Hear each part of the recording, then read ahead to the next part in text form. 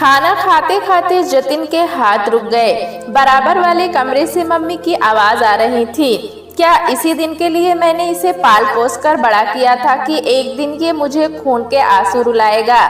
साहबजादे बड़े हो गए हैं ना, इसलिए अपनी जिंदगी के फैसले खुद करेंगे। माँ बाप की अब भला क्या जरूरत है। ये पापा की आवाज थी। जतिन ने हाथ में पकड़ा रोटी का कोर वापस प्लेट में रख दिया और पानी पीकर उठ गया। क्या बात है जतिन, खाना क्यों छोड़ दिया और मम्मी पापा सुबह सुबह नाराज क्यों हो रहे हैं। मैंने चाय का कप टेबल पर रखा और जतिन के समीप चेयर पर बैठ गई। जतिन ने मेरी बात का कोई जवाब नहीं दिया। चुपचाप अपनी ब्रीफकेस उठाया और बैंक चल दिया।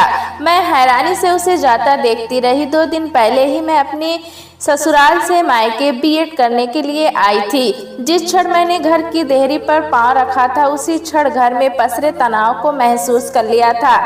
हमेशा की भांति मम्मी पापा ने गले लगाकर मेरे माथे को चूमा था, किंतु उनके माथे पर परेशानी की लकीरें मैंने साफ महसूस की थी। उस समय तो घर पहुंचने के उत्साह में मैंने इस बात को अनदेखा कर दिया था, किंतु शाम होते होते जब जतिन घर आया तो उसका चेहरा देखकर मुझे लगा मेरा अंदेशा गलत नहीं था। अवश्य ही घर में किसी बात को लेकर तनाव था। फिर आज सुबह की घटना, जतिन का भूखे ऑफिस जाना और मम्मी पापा का उसे कोसते रहना, ये सब बातें मेरे संदेह की पुष्टि कर रही थीं। जतिन के जाते ही मैं मम्मी के पास गई और पूछा, क्या बात है मम्मी। उधर जतिन बिना खाना खाए बैंक चला गया और इधर आपको और पापा को गुस्सा आ रहा है। आखिर बात क्या है, कोई मुझे कुछ बताता क्यों नहीं। अब तुम्हें क्या बताऊं, इस लड़के ने तो हमें कहीं का नहीं छोड़ा। तुम्हारे पापा ने इसके रिश्ते के लिए एक जगह बात चलाई है। लड़की और उसका परिवार दोनों अच्छे हैं। कल मैंने इसे लड़की की फोटो दिखानी चाहिए तो बोला मैंने अपने लिए लड़की ढूंढ रखी है। फोटो तक देखने से इनकार कर दिया। अब तुम ही बताओ, मुझे और तुम्हारे पापा को गुस्सा आएगा या नहीं। मम्मी की बात पर मैं सहजता से मुस्कुरा दी। इसमें गुस्सा होने वाली कौन सी बात है मम्मी। अब जमाना बदल चुका है। अक्सर लड़के लड़कियां अपने जीवन साथी खुद चुन लेते हैं। जतिन ने भी ऐसा कर लिया तो कौन सी बड़ी बात हो गई। बेकार की बातें मत करो नीलू, समझा दो उसे, उसका विवाह वहीं होगा जहां हम चाहेंगे। मैंने एक गहरी सांस ली और अपने कमरे में वापस आ गई। शाम को जतिन के बैंक से वापस लौटने पर मैंने उसे आड़े हाथों लिया। क्या मैं अब इतनी पराई हो गई हूँ कि तुम अपने मन की बात भी मुझसे नहीं कह सकते हो। सच कहूँ दीदी, अभी रास्ते में यही सोचता आ रहा था कि आज तुमसे सारी बात कहूँगा। अच्छा अब बता, कौन है वो लड़की जिसे तू पसंद करता है। मैंने उसके लिए चाय का कप टेबल पर रखा और उसके समीप बैठ गई। दीदी, उसका नाम स्वाति है, मेरे साथ बैंक में काम करती है, बहुत अच्छी लड़की है। पर मम्मी पापा ने उसे बिना देखे अस्वीकृत कर दिया। जतिन, मम्मी पापा की बात का बुरा मत मानो, वे दोनों पुराने ख्यालों के हैं। हम दोनों मिलकर उन्हें मनाने का प्रयत्न करेंगे। अच्छा पहले ये बताओ, मुझे स्वाति से कब मिलवा रहे हो। दीदी, कल रविवार है, शाम 5 बजे स्वाति को मैं क्वालिटी रेस्टोरेंट में बुला लेता हूँ, वहीं पर मिल लेना। अगले दिन 5 बजे मैं और जतिन क्वालिटी रेस्टोरेंट पहुँचे। जब तक जतिन कॉफी का ऑर्डर करता, एक गोरी चिट्ठी सुंदर सी लड़की हमारे करीब आकर खड़ी हो गई। जतिन ने हमारा परस्पर परिचय कराया। स्वाति ने तुरंत झुककर मेरे पांव छू लिए। कॉफी पीते हुए मैं उसके परिवार से संबंधित हल्के फुल्के प्रश्न पूछती रही, जिनका वो सहज उत्तर देती रही। मैंने उससे पूछा, तुम जानती ही होगी मम्मी पापा तुम्हारे और जतिन के विवाह के लिए राजी नहीं है। ऐसे में जतिन तुम्हें छोड़कर उनकी पसंद की लड़की से विवाह कर ले तो तुम क्या करोगी। दीदी, ये तुम क्या। जतिन ने मुझे टोकना चाहा, किंतु मैंने उसे खामोश रहने का संकेत किया और अपना प्रश्न दोहराया। स्वाति के चेहरे पर मुझे पीड़ा के भाव दिखाई दिए। वो धीमे स्वर में बोली, मैं भला क्या कर सकती हूँ। कहीं आत्महत्या जैसा मूर्खतापूर्ण कदम तो नहीं उठाओगी। नहीं दीदी, मैं इतनी कमजोर नहीं हूँ। जिंदगी में संघर्ष करना अच्छी तरह जानती हूँ। आत्महत्या कायरों का काम है। ऐसा करके अपने माँ बाप और भाई को जीते जी नहीं मार सकती। स्वाति का जवाब सुनकर मुझे अच्छा लगा। प्यार से उसके सिर पर हाथ फेरकर मैं बोली, मुझे अपने भाई की पसंद पर गर्व है। मैं तुम दोनों को मिलाने का पूरा प्रयास करूंगी। कॉफी पीकर हम लोग उठ खड़े हुए। रास्ते में जतिन बोला, दीदी स्वाति आपको कैसी लगी? बहुत सुंदर, बहुत समझदार। तुम्हारी शादी उसी से होनी चाहिए। मेरा जवाब सुनकर जतिन के मन को कुछ राहत अवश्य मिली। एक दिन मैं कॉलेज से वापस लौटी तो स्वाति मेरे साथ थी। मम्मी से उसे मिलवाते हुए मैंने कहा, मम्मी ये स्वाति है, राहुल की बुआ की लड़की। पिछले माह इसकी हमारे शहर में नौकरी लगी है। बेटी तुम्हारे माता पिता कहाँ पर हैं? मम्मी पापा तो दिल्ली में हैं, मैं यहाँ हॉस्टल में रहती हूँ। मेरे सिखाए हुए जवाब स्वाति ने मम्मी के आगे दोहरा दिए। इसे अपना ही घर समझना, जब भी मन करे आ जाना, मम्मी ने चलते हुए स्वाति से कहा। उसके बाद स्वाति का हमारे घर आना जाना शुरू हो गया। मम्मी से उसकी खूब पटने लगी थी। 2-4 दिन भी वो नहीं आती तो मम्मी उसके बारे में पूछ कर मुझे परेशान कर देती थी। एक दिन लंच टाइम में स्वाति घर पर आई। मैं उस समय कॉलेज गई हुई थी।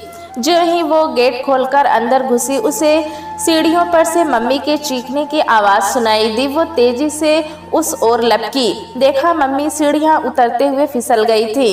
स्वाति ने उन्हें सहारा देकर उठाया। मम्मी के बाएं हाथ में चोट आ गई थी। हाथ हिलाने में भी तकलीफ हो रही थी। स्वाति ने तुरंत टैक्सी की और उन्हें डॉक्टर के पास ले गई। एक्सरे लेने के बाद डॉक्टर ने हाथ पर कच्चा प्लास्टर चढ़ा दिया। शाम को हम सब मम्मी का हाथ देखकर घबरा गए। सारी बात बताकर मम्मी बोली, स्वाति बहुत अच्छी लड़की है। उसने जिस जिम्मेदारी के साथ मेरी देखभाल की, मुझे विश्वास है वो घर बहुत भाग्यशाली होगा जहां वो बहू बनकर जाएगी। मैंने जतिन की तरफ मुस्कुराकर देखा और बोली, मम्मी क्यों ना हम अपने ही घर को भाग्यशाली बना डालें। अरे मेरे बस में होता तो कब का बना चुकी होती, पर इसे भी तो अकल आए ना। पता नहीं कौन सी लड़की पसंद किए बैठा है। मम्मी ने जतिन की तरफ गुस्से से देखा। मैंने मम्मी के गले में बाहें डालकर कहा, ओ मम्मी इतनी निराश क्यों होती हो? तुम्हारा लड़का बहुत अक्लमंद है। इसने स्वाति को ही पसंद कर रखा है। क्या मतलब? मम्मी चौंक उठी। मतलब ये मम्मी की स्वाति राहुल की बुआ की लड़की नहीं है।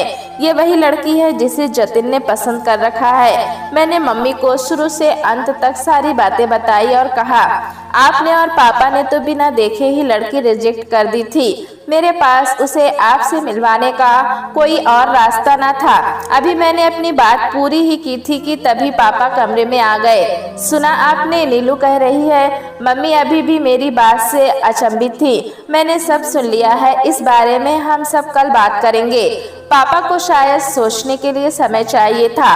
अगले दिन तक मैं और जतिन पशुपेश की स्थिति में रहे। पापा के जवाब पर ही हमारी सारी उम्मीदें टिकी थी। रात को डाइनिंग टेबल पर पापा बोले, जतिन तुम्हें स्वाति पसंद है तो हमें कोई एतराज नहीं है। उसे अपने घर की बहू बनाकर हमें भी खुशी होगी, पर लड़की वालों से बात करने हम नहीं जाएंगे। उन्हें हमारे घर आना होगा। ये कोई बड़ी बात नहीं है पापा, वही लोग आपसे बात करने आ जाएंगे। जतिन फोन की तरफ लपका। अवश्य वो स्वाति को ये खबर सुनाना चाहता होगा। रविवार शाम को स्वाति के मम्मी पापा हमारे घर आए। चाय पीते हुए पापा बोले, भाई हमें आपकी बेटी बहुत पसंद है। हम इस रिश्ते के लिए तैयार हैं। आप सगाई की तारीख निकलवा लें। देखिए भाई साहब, खुलकर बात करना अच्छा होता है। आपकी कोई डिमांड तो नहीं है? स्वाति की मम्मी ने पूछा। डिमांड तो कोई नहीं है, हाँ शादी बढ़िया होनी चाहिए। यूं भी आप लोगों में लड़की के विवाह में नगद रुपया तो चलता ही है। स्वाति के पापा के चेहरे पर उलझन के भाव आए। मैं आपका मतलब नहीं समझा। मैं समझाता हूँ। अगर जतिन और स्वाति एक दूसरे को प्रेम न करते तो आप लोग स्वाति के लिए अपनी ही बिरादरी में लड़का ढूंढते। तब क्या आपको उनके विवाह में नगद रुपया नहीं देना पड़ता? जो रुपए आप तब देते वही रुपए आप हमें अब दे दीजिए। पापा ये आप क्या कह रहे हैं? जतिन हैरान सा हो उठा था। उसे पापा से यह उम्मीद नहीं थी। मम्मी ने उसकी ओर आंखें तरेर कर देखा। जतिन बड़ों के बीच में तुम मत बोलो। भाई साहब आप स्पष्ट बता दे तो अच्छा रहेगा। कितना नगद रुपया आप चाहते हैं? स्वाति के पापा ने पूछा। अधिक नहीं, कम से कम 2 लाख तो आपको देना ही चाहिए। पापा और मम्मी एक दूसरे की ओर देखकर मुस्कुराए। जतिन का चेहरा क्रोध से लाल हो उठा था। वो उठकर अंदर चला गया। जतिन के जाने के बाद स्वाति के मम्मी पापा भी उठ खड़े हो गए। भाई साहब, घर में सलाह करके हम आपको जल्द ही बताएंगे। उन लोगों के जाने के बाद जतिन चिल्लाया, पापा, मैं कभी सोच भी नहीं सकता था आप लोग इतनी छोटी बात करेंगे। देखो बेटा, हमने तुम्हारी बात मान ली। तुम्हारी पसंद की लड़की से तुम्हारा विवाह कर रहे हैं। अब विवाह में क्या होगा और क्या नहीं होगा ये देखना हमारा काम है, तुम्हारा नहीं।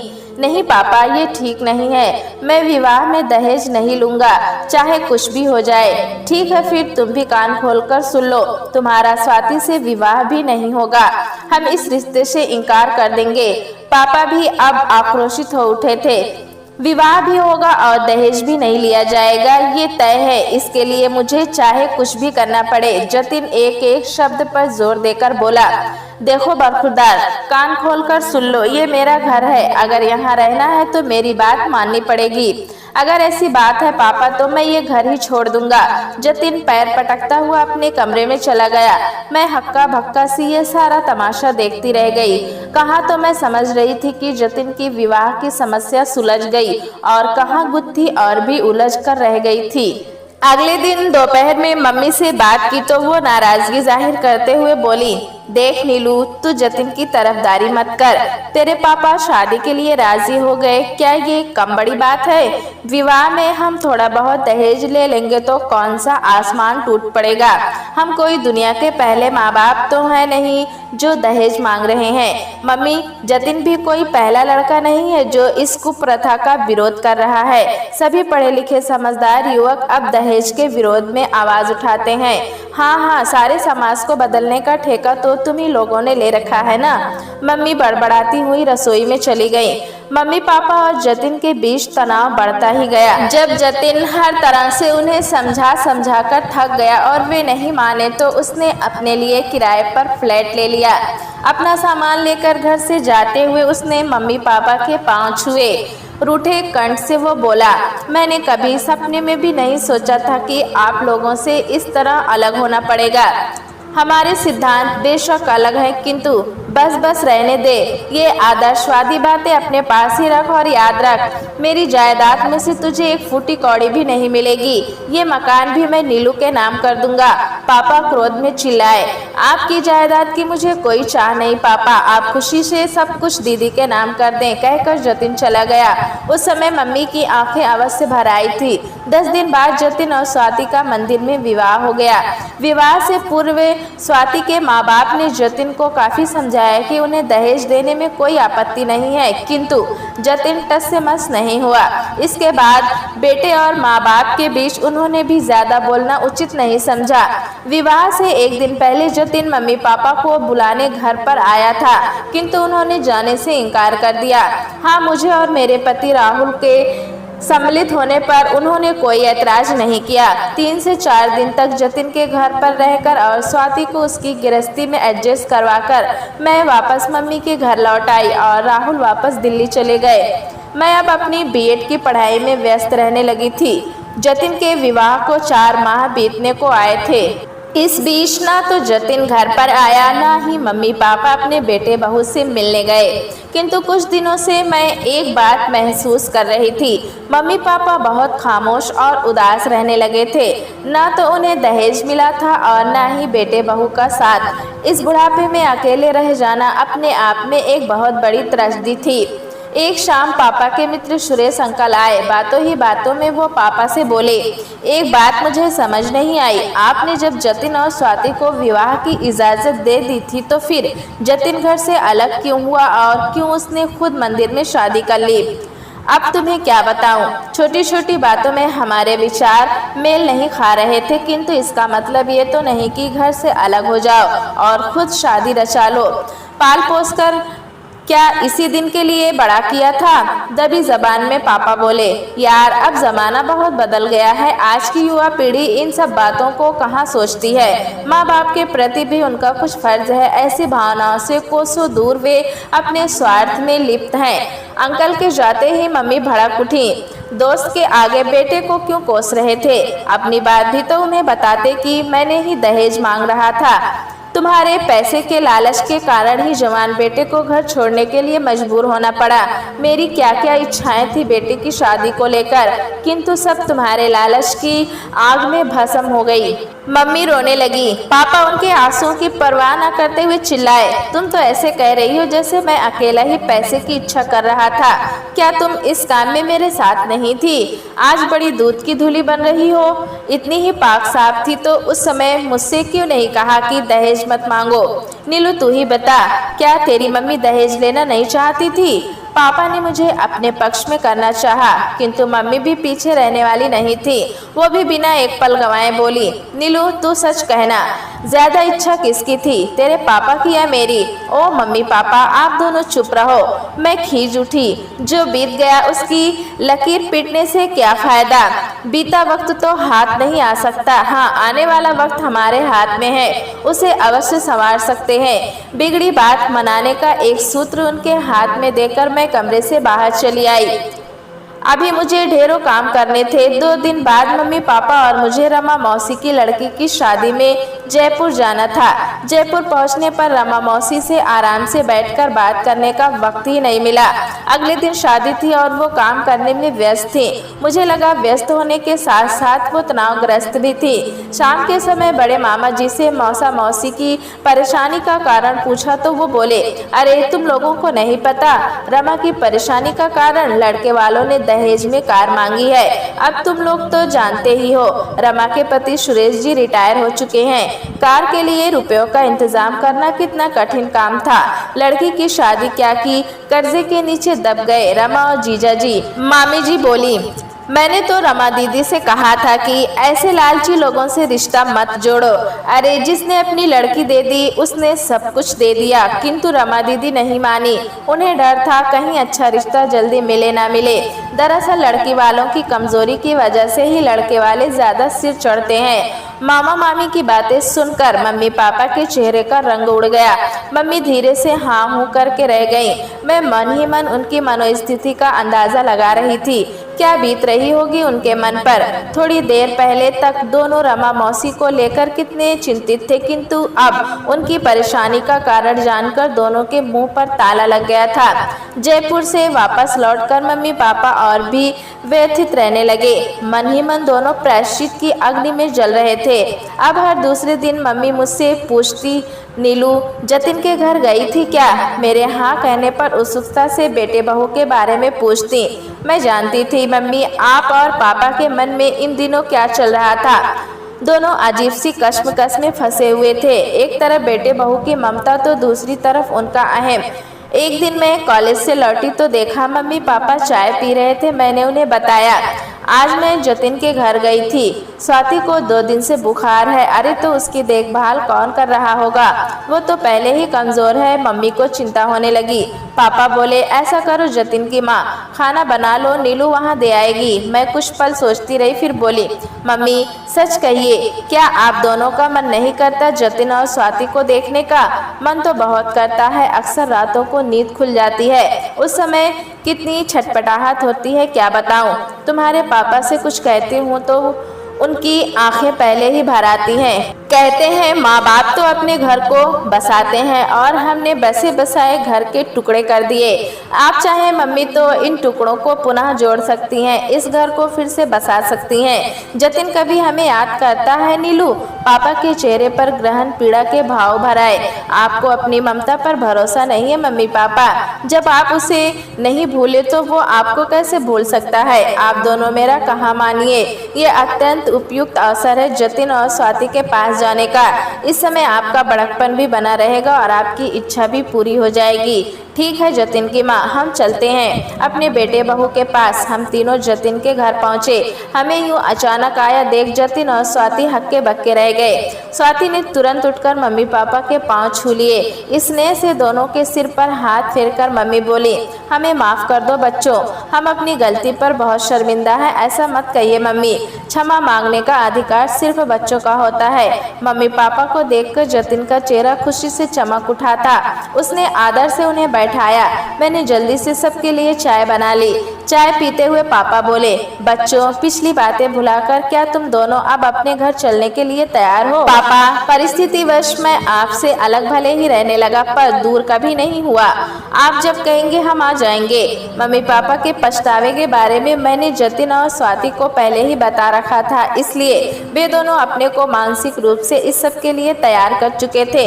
फिर देर किस बात की है, आज ही तुम दोनों हमारे साथ चलो, सामान बाद में आता रहेगा। स्वाति बीमार है, वहाँ पर इसकी भली भांति देखभाल होगी और मुझे छुट्टी भी नहीं लेनी पड़ेगी।